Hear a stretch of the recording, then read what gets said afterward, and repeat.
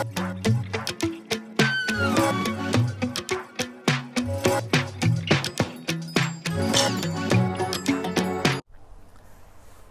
sejahtera Malaysia. Daim Zainuddin memang dalam bahaya besar sekarang. Daim Zainuddin boleh dipenjara.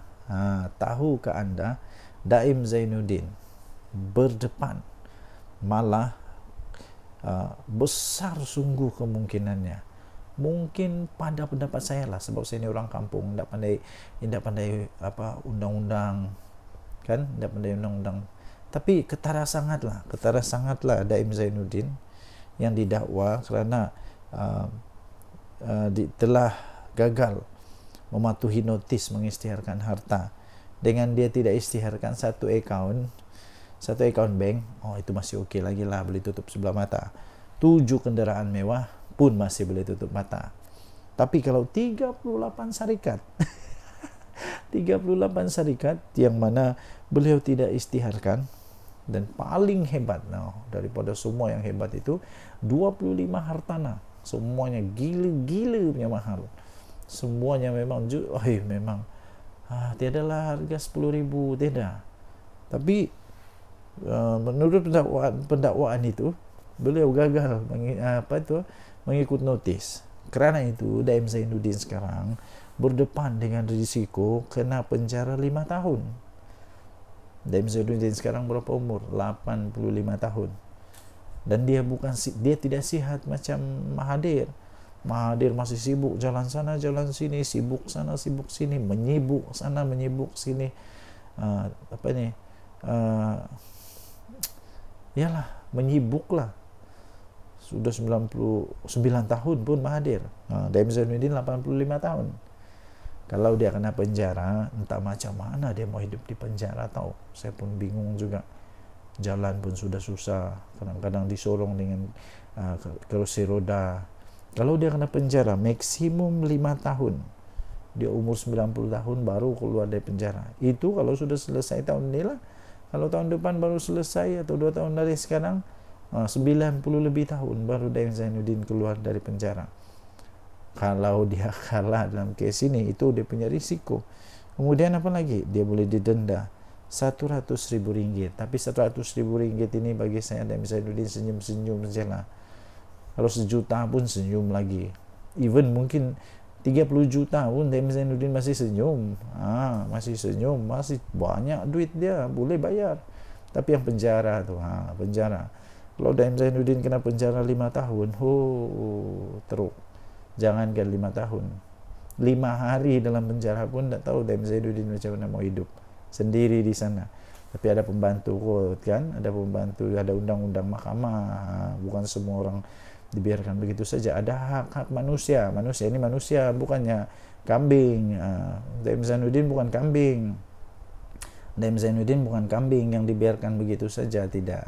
Ada mesti adalah dia punya cara-cara untuk membantu dia lah. Tapi inilah di dalam section 36(2) Akta Suruhanjaya Pencegahan Rasuah Malaysia tahun 2009 yang membawa hukuman maksimum penjara 5 tahun atau denda RM100,000 jika sabit kesalahan. Jadi inilah Daim Zainuddin dengan isterinya. Sama pula itu pertuduhan. Naimah 66 tahun didakwa di Mahkamah Session atas pertuduhan gagal mematuhi notis agar mengisytiharkan hartanya termasuk Menara Ilham serta beberapa aset lain di sekitar Kuala Lumpur dan Pulau Pinang.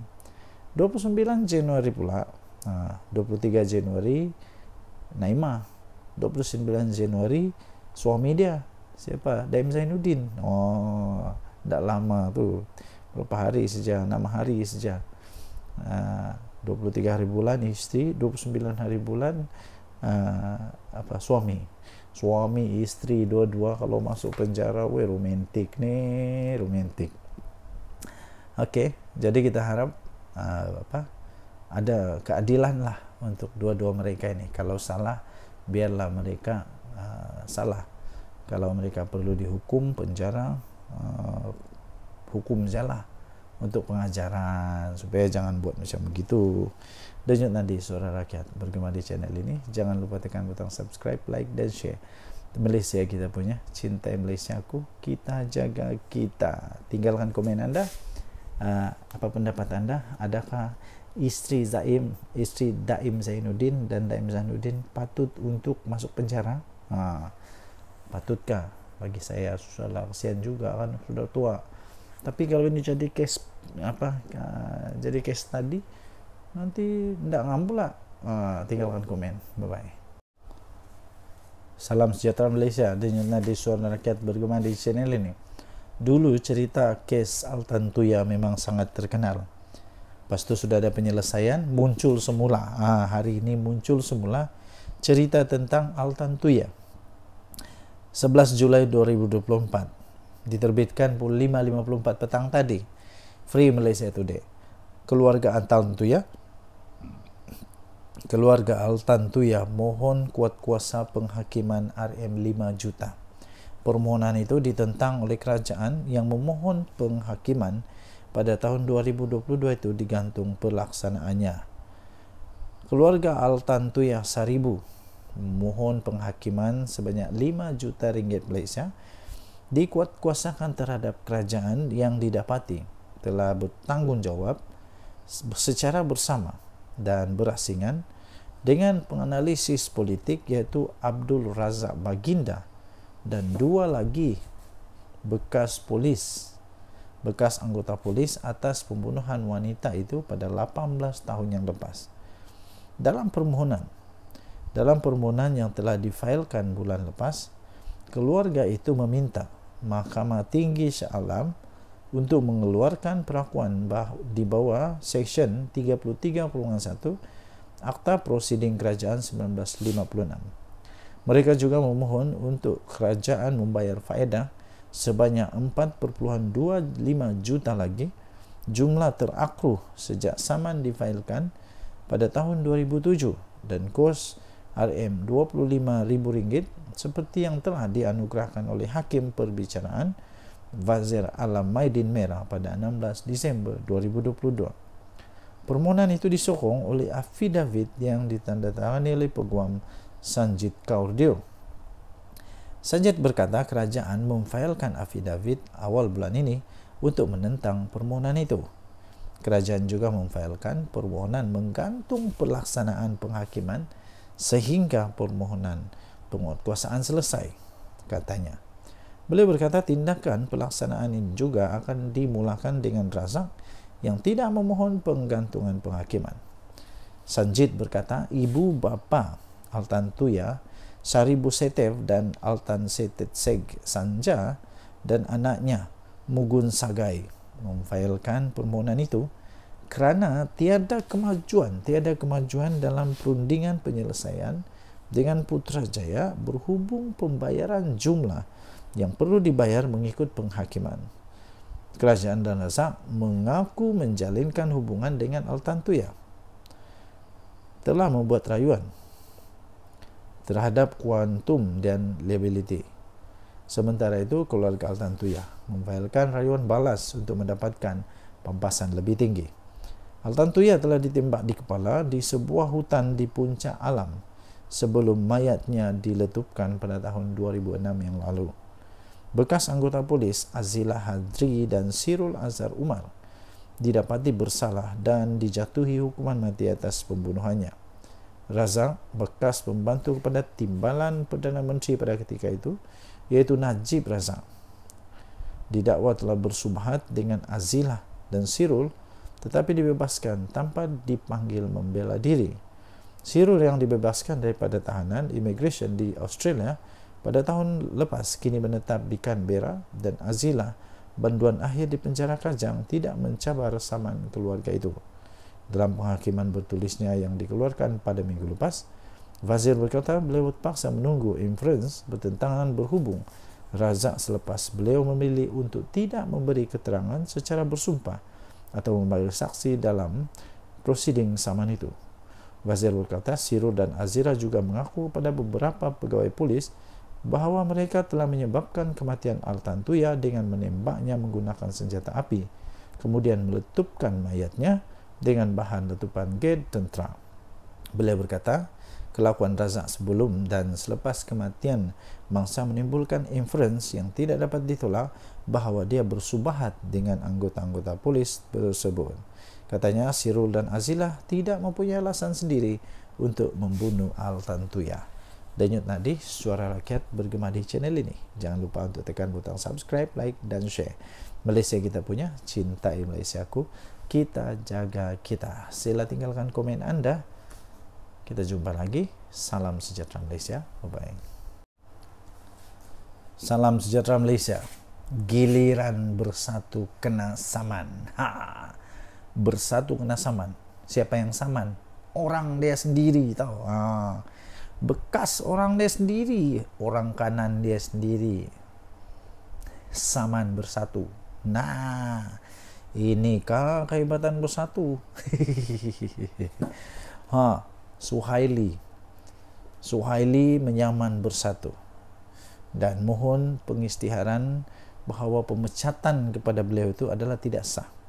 Ahli Parlimen Labuan ini telah memfailkan saman itu menerusi Tuan Feroz Julian pada 1 Julai lepas di Mahkamah Tinggi Shah Alam.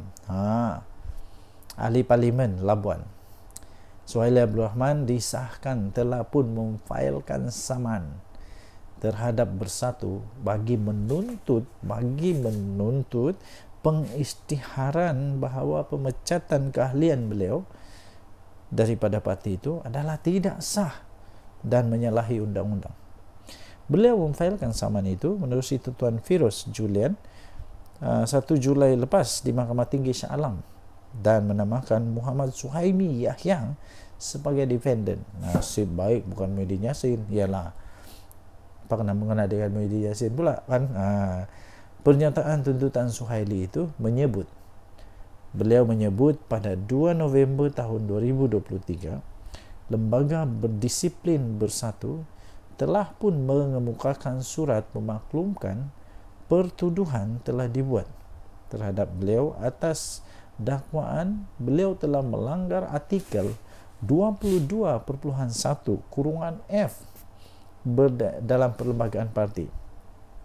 Beliau berkata, surat itu memaklumkan bahawa satu laporan telah dibuat berhubung kenyataan akhbarnya yang menyokong Perdana Menteri Datuk Seri Anwar Ibrahim.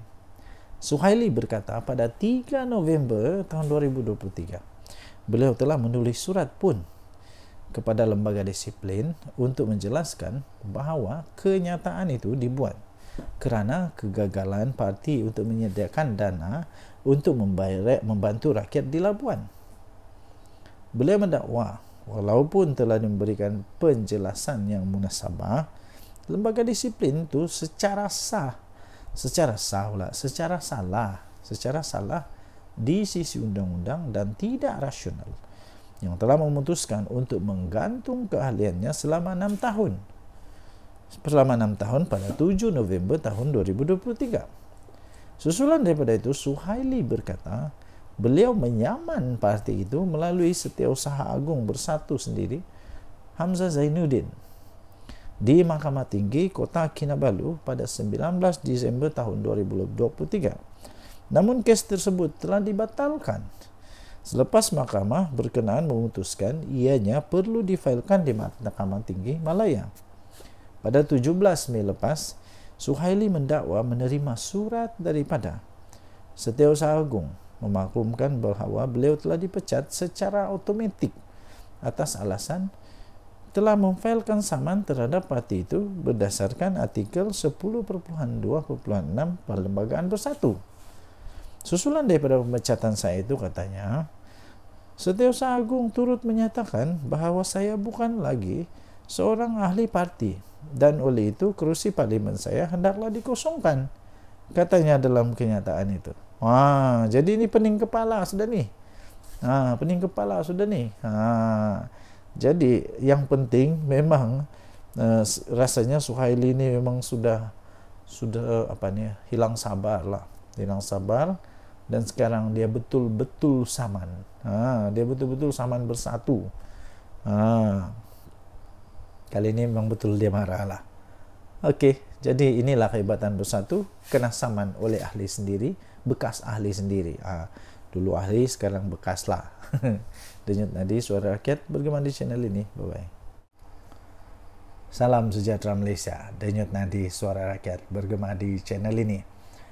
Kalau saya bagi satu teka-teki, mungkin semua orang tahu. Satu Malaysia tahulah siapakah manusia di Malaysia ini yang dulu pernah kena saman fitnah, kalah.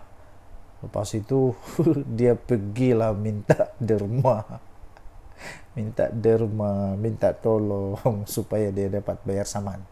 Siapa dia? Saya bagi clue sikit lah. Dianya bekas UMNO. Lepas itu tiba-tiba sekarang entah apa kejadiannya, dia pula sekarang macam jadi musuh besar UMNO. Siapa dia? Papa Gomo lah. Siapa lagi?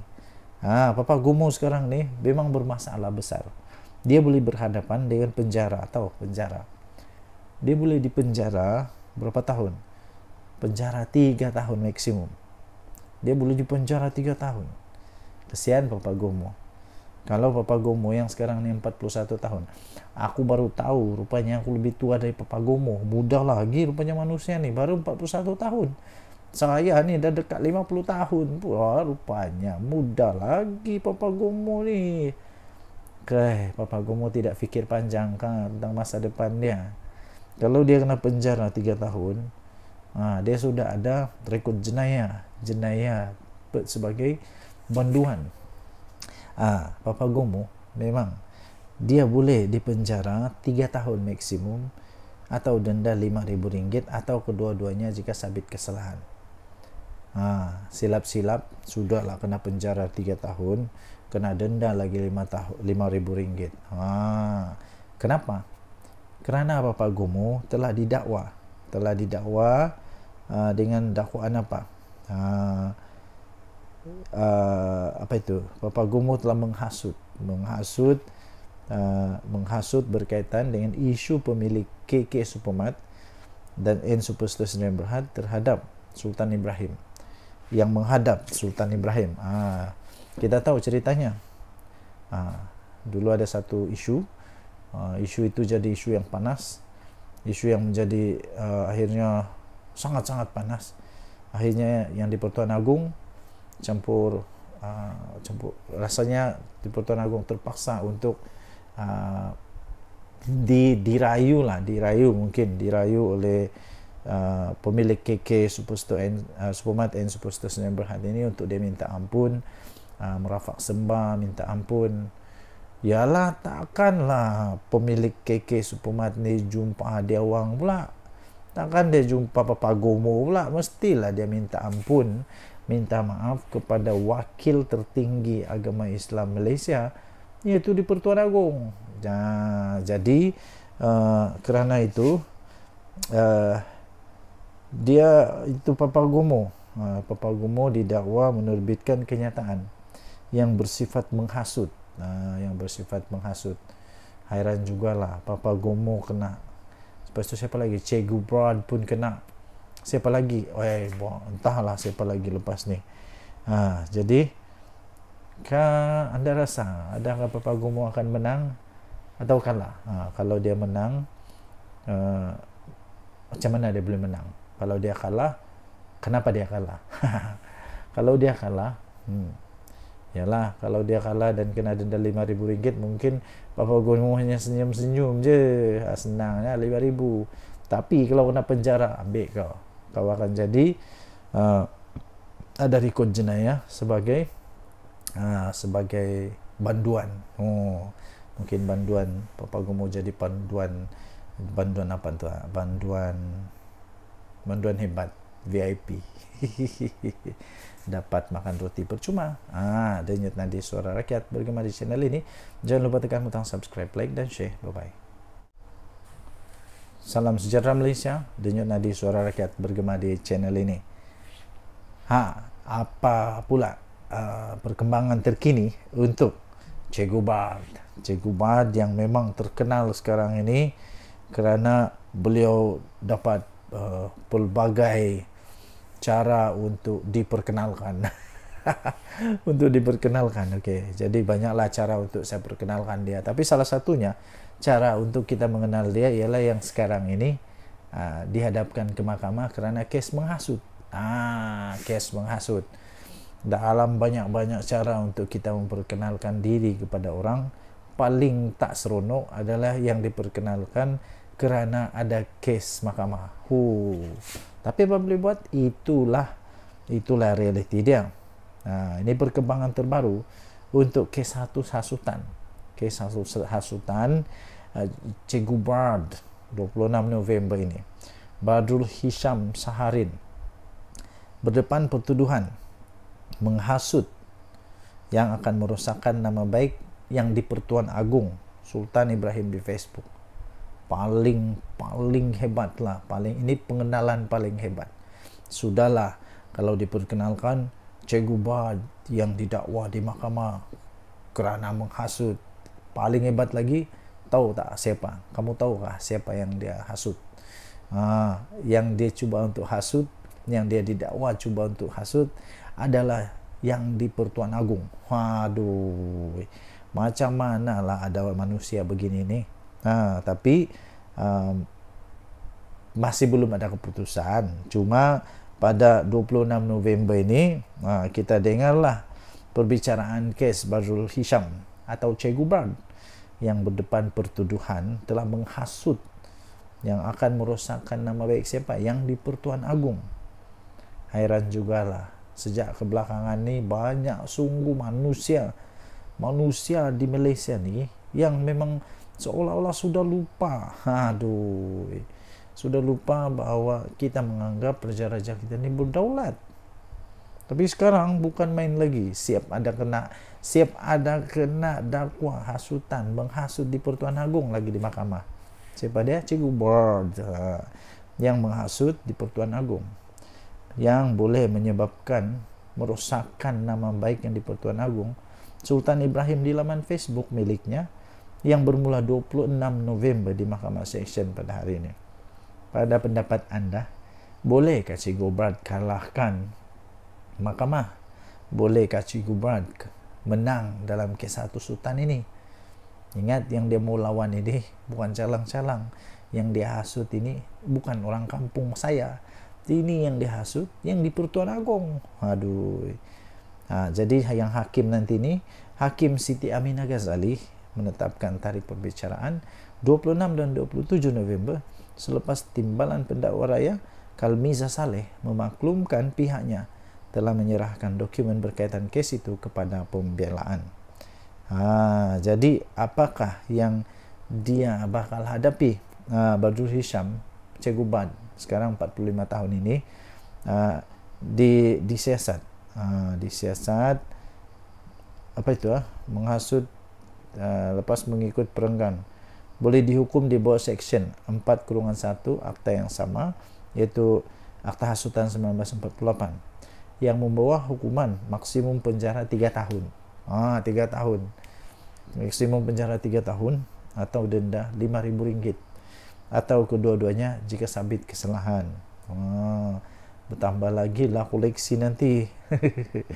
Beliau juga berdepan pertuduhan mengeluarkan fitnah. Dua nih. Fitnah, kenyataan fitnah yang merosakkan nama baik yang di Pertuan Agong. Jadi dia boleh, untuk fitnah ini dia boleh dihukum penjara maksimum 2 tahun atau denda atau kedua-duanya sekali jika sabit kesalahan. Tuan-tuan dan puan-puan yang dihormati sekalian, apakah nasib Cikgu Bard ini?